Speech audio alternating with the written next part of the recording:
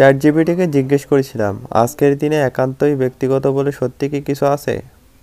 জবাবে বলেছেন, আজকের দিনে একান্তই ব্যক্তিগত কিছু থাকা অনেকটাই কঠিন, কারণ প্রযুক্তি ও সামাজিক যোগাযোগ মাধ্যমে আমাদের সব কিছু প্রায় সবার কাছে প্রকাশিত হয়ে যায়। তবে মানুষ এখনও কিছু বিষয় নিজস্ব রাখতে পারে, যেমন নিজের চিন্তা ও অনুভূতি, আভ্যন্তরীণ লক্ষ্যগুলি, যেগুলো অন্যদের সাথে শেয়ার না করেও আমাদের কাছে ব্যক্তিগত থাকে। তাই যদিও বাইরের দিক থেকে অনেক কিছুই শেয়ার হয়, ভেতরের দিক থেকে কিছুটা একান্তই ব্যক্তিগত থাকতে পারে। আসলে পারে, কিন্তু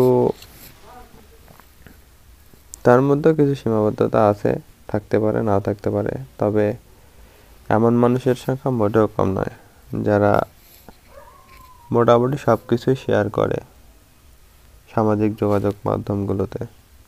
যারা করেন সেটা তাদের একান্তই ব্যক্তিগত রুচি বা ভালো লাগা, ঠিক আছে। কিন্তু তাদের ক্ষেত্রে এটুকুই বলবো যে তাদের একান্ত ব্যক্তিগত বলতে হয়তো তেমন কিছু নাই।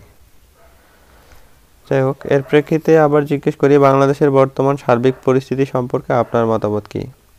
জবাবে বলেছেন, বাংলাদেশের বর্তমান সার্বিক পরিস্থিতি বেশ জটিল ও পরিবর্তনশীল। রাজনৈতিক অস্থিরতা, অর্থনৈতিক চ্যালেঞ্জ এবং সামাজিক সমতার বিষয়গুলো প্রবলভাবে অনুভূত হচ্ছে। অর্থনীতি এখনও কিছু চ্যালেঞ্জের মধ্যে, যেমন মূল্যস্ফীতি, বেকারত্ব এবং বৈদেশিক ঋণ। তবে কয়েকটি সেক্টরের উন্নতি এবং বিদেশি বিনিয়োগের প্রভাব লক্ষ্যযোগ্য। রাজনৈতিক পরিবেশে নানা মতভেদ এবং বিরোধী দলগুলোর আন্দোলন দেশটির শাসন ব্যবস্থার স্থিতিশীলতা নিয়ে প্রশ্ন তুলেছে। এই ধরনের অস্থিরতা গণতান্ত্রিক প্রক্রিয়াগুলোর উপর প্রভাব ফেলেছে, যা দেশের জনগণের মনোভাবকে বিভক্ত করেছে। সামাজিক ক্ষেত্রে নারী শিক্ষা, স্বাস্থ্যসেবা এবং সুষম উন্নয়ন নিয়ে কিছু ইতিবাচক পদক্ষেপ নেওয়া হয়েছে। তবে আরও অধিক সমতা এবং জনগণের মৌলিক অধিকার নিশ্চিত করা এখনও অনেক ক্ষেত্রেই চ্যালেঞ্জের মধ্যে।